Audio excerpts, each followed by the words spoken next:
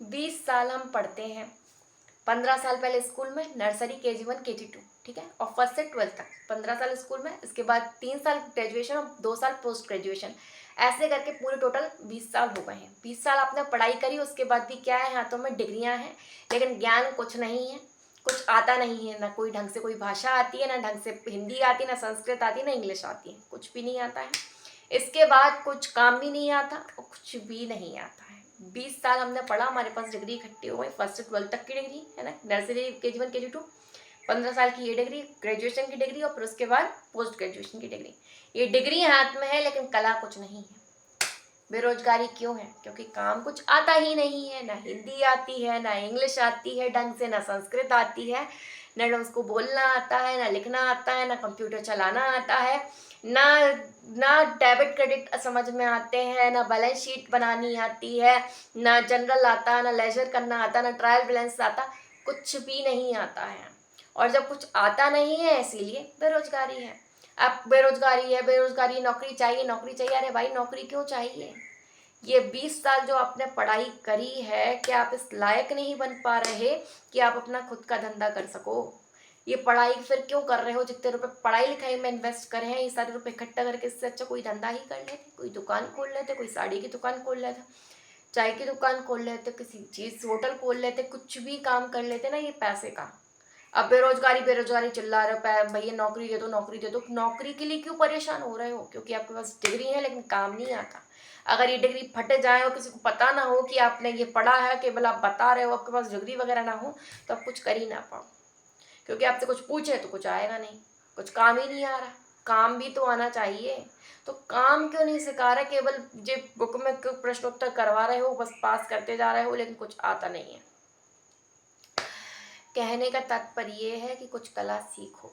जब हम पैसे कमाएंगे तो हमें कुछ काम करना पड़ेगा। हम डिग्री लेके नहीं बता सकते कितना है। अब डिग्री लेके बस स्कूलों में जा सकते हैं, nursery, KG1, KG2, first second के बच्चों को पढ़ाना, 10th के बच्चों तक, जितना भी आपके पास ज्ञान है, जो जो जिस स्टैंडर्ड का है, उस हिसाब से आपने पढ़ा लिया, आपने पैसे कमा लिए, 10,000, 15,000, बस हो गया काम। इतने से पैसों में घर नहीं चलता। अब लड़का है, मान लो 10,000 रुपये या 15,000 रुपये, मान लो मैक्सिमम 15,000 रुपये कमा रहा है, उसके बाद रेंट देगा, पत्नी आएगी, बच्चे आएंगे, सबके खर्चे होंगे, और फिर उसके बाद क्या करेगा? कभी तबीयत खराब हो गई, कहीं घूमने जाना है, तो फिर बस ऐसे ही कर्जे में डूबा रहेगा इतने साल पढ़ने के बाद भी। कहने का तात्पर्य ये है इधर पे कि आपके पास डिग्री है पर ज्ञान नहीं है, कुछ कौशल ही नहीं आता आपको, कुछ कला ही नहीं आती, तो फिर क्या फायदा है पढ़ने का? षट विकार भी नहीं निकाल पाए, लोभ, क्रोध, ईर्ष्या, मोह, मद, मत्सर। तो जब आप अपने अंदर से षट विकार नहीं निकाल पा रहे, धर्म की पढ़ाई नहीं कर रहे, और साथ में आपके पास कोई कला नहीं आ रही, केवल डिग्रियां हैं, इसीलिए तो चिल्ला रहे। ये बताओ बेरोजगारी क्यों है? अगर इंसान के पास कुछ काम, बेरोजगारी इसलिए क्योंकि इंसान को कुछ काम नहीं आता। अगर काम आएगा तभी तो लोग काम देंगे। तो काम आपको चाहिए ना, तो सबसे पहले काम आना चाहिए। और दूसरी चीज़ ये, किसी के पास काम के लिए ज़रूरत क्या पड़ रही है? अपने आप को ही तो इतना सक्षम बनाओ कि आप अपना खुद का धंधा कर सको। अब जैसे मान लीजिए, आप अपने अंदर टैलेंट ढूंढिए कि आपके अंदर क्या है, क्या खूबी है। किसी के अंदर पढ़ाने की खूबी होती है, कोई टीचर होता है, किसी को पढ़ाना अच्छा लगता है, तो पढ़ाने का काम करो। किसी को डॉक्टर बनना है, किसी को पेशेंट को सही करना है, तो उस चीज़ की पढ़ाई करो, दवाइयों का ज्ञान लो। ये डॉक्टर बनने में, ये बताइए, आप स्कूल गए, ठीक है, आपने 15 साल जब पढ़ाई करी, 15 साल पढ़ने के बाद फिर उसके बाद आप उस लाइन में जाते हो, तो डायरेक्ट क्या पढ़ना था आपको? आपको सबसे पहले हिंदी व्याकरण पढ़नी थी। जब आपको हिंदी अच्छे से आ गई, उसके बाद अष्टांग हृदय, श्रुत संहिता, ये सारी चीज़ों को ज्ञान लेना था। आयुर्वेद के स्टोर पर जाके सारी जड़ी बूटियों को समझना था। जे त्रिफला चूर्ण वगैरह, ये जो चूर्ण वगैरह दिए जाते हैं, किसको कौन सी दवाई दी जाती है, बॉडी के कौन से पार्ट्स होते हैं, हार्ट कहाँ पे होता है, कैसे वर्क करता है, पूरी बॉडी को समझना चाहिए था आपको। कहाँ पे क्या होता है, नर्व्स कहाँ हैं, इंजेक्शन कैसे लगाते हैं। तो ये सारी चीज़ें, एक चीज़ समझने की है कि जो प्यून होते हैं, जो जैसे मान लीजिए डॉक्टर है, डॉक्टर के अंदर जो काम करते हैं, वो लोग इंजेक्शन लगा लेते हैं। वो कभी स्कूल नहीं गए, ना भी उनने कभी पढ़ाई करी, लेकिन उनको इंजेक्शन लगाना आता है। लेकिन 12th के बच्चों को, जो इतने साल पढ़ता है बायो, लेकिन उसको इंजेक्शन लगाना नहीं आता। कोई बीमार पड़ गया, किसी को बुखार आ गया, तो उसको दवाई पता नहीं कौन सी देनी है। तो कहने का तात्पर्य ये है इधर पे कि हम आयुर्वेद की पढ़ाई करवाएं, है ना। तो आयुर्वेद विद्या है। अब जब आप उसका ज्ञान दोगे तो फिर उसको पता पड़ेगा कि उसको पेशेंट को कैसे ट्रीट करना है।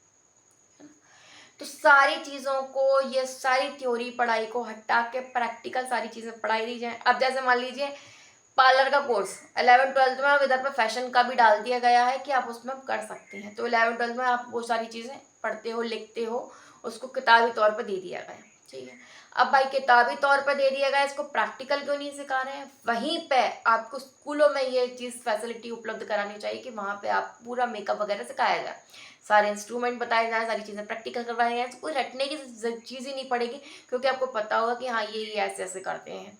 हेयर स्टाइल बनाना सिखाया जाए, मतलब जो भी चीज़ें होती हैं हर एक चीज़ को प्रैक्टिकल कर दिया जाए। स्कूलों को इस तरीके से जैसे केवल हर एक बच्चे को हर एक चीज़ एक जैसी करा दी।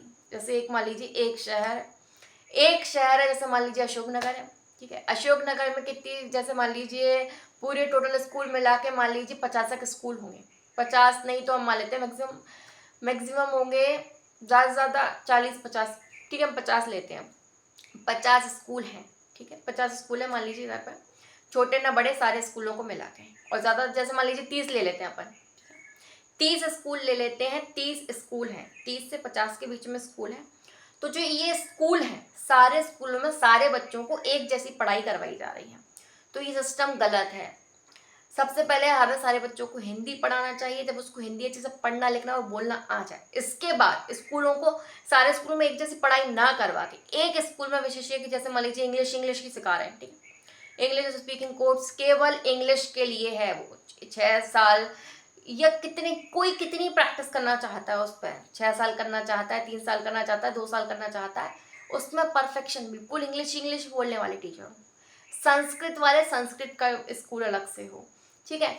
इधर पे क्या, जैसे किसी को नेता बनना है तो उसको पूरी सोशल पढ़ाई जाए, है ना, पूरी सिविक्स पढ़ाई जाए, उसको बताया जाए। किसी को हिस्ट्री पे काम करना है तो हिस्ट्री के लिए पूरा बिल्कुल अलग से हो। किसी को एग्रीकल्चर पे काम करना है तो वहाँ पे प्रैक्टिकल फील्ड भी हो, जहाँ पे आप मिट्टी वगैरह लगा रहे हो, जहाँ पे आप उसको बता रहे हो टमाटर कैसे लगाने हैं, ये कैसे लगाना है, कौन से बीज है, तो वो सारी चीज़ें रखी जाए।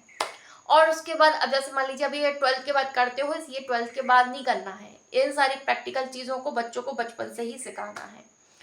डायरेक्ट 2 से 3 साल सिखाइए। हिंदी सिखाने के बाद आप उसको थोड़ा बहुत मैथ सिखाने के बाद, नॉर्मल सिंपल चीज़ें सिखाने के बाद, जो जरूरी चीज़ें हैं वो केवल वो सिखाने के बाद डायरेक्ट उसको प्रैक्टिकलिटी में उतारो, सारी चीज़ें प्रैक्टिकल सिखाओ। जब उसको आप प्रैक्टिकल चीज़ें सिखाओ जल्दी सीखे, और उसको फिर बताओ कि हाँ तुम्हें ऐसे ऐसे पैसे निकालने हैं, ठीक है। हमने ये सारी चीज़ों को प्रैक्टिकल कर देना है। जब एक शहर है, एक शहर में, एक ज़िले में आपने ये सारी चीज़ें कर दी, एक स्कूल है तो उसमें जैसे मान लीजिए किसी को फैशन डिज़ाइनिंग करनी है, तो फैशन डिज़ाइनिंग के लिए पूरे स्कूलों में पहले तो आप सिलाई मशीन रखवा दीजिए, वहाँ पे उनको कपड़े वगैरह, धागे वगैरह, वो सारी चीज़ें सिखा दीजिए। फिर इसके बाद जो दूसरा स्कूल है वहाँ पे आपने कुछ और चीज़ सिखा दी, जैसे मान लीजिए एक मेकअप का पूरा बता दीजिए। जैसे मान लीजिए कोई ब्राइडल को तैयार करता है, कोई मेहंदी वगैरह करता है, कोई वैक्सिंग, थ्रेडिंग, ये सारी चीज़ें उधर पर सिखानी चाहिए। ये पार्लर का कोर्स सिखा रही है। ये कलाएं सिखाओ तो वो काम में आए, क्योंकि इसी के ज़रिए हम पैसे कमा पाएंगे। अब आप क्या करते हो, केवल वो जो ही पढ़ाई चल रही है वही मार्कशीट लेके उन्हीं स्कूलों में चले जाते हो, फिर वो उन्हीं स्कूलों में वही टीचर पढ़ा रहा है, फिर वही रिपीट हो रहा है। अरे भाई जी, नौकरी करने से अच्छा है कुछ कला सीख लो। आपको ज्ञान, आपने भाषा का ज्ञान ले लिया, उसके बाद आप कला सीख लो तो वो ज़्यादा अच्छा रहेगा। इसके बाद जो डॉक्टर हैं, डॉक्टर के लिए भी डायरेक्ट ही हमें आयुर्वेद की पढ़ाई करानी चाहिए, बॉडी पे काम कराना चाहिए, पार्ट्स पढ़ाने चाहिए, फिर इसके बाद हम सारी चीज़ें सीखेंगे, ठीक है। तो इस तरीके से पढ़ाई होना चाहिए, सारी चीज़ें प्रैक्टिकल करवानी चाहिए। और एक और बहुत ज़रूरी चीज़ ये बताना चाहती हूँ कि अपन सब लोग आत्माएं हैं, शरीर नहीं है। इसीलिए मनुस्मृति से एक बहुत अच्छी बात कहना चाहती हूँ, जो इंसान होता है वो उम्र से बड़ा नहीं होता है, ज्ञान से बड़ा होता है।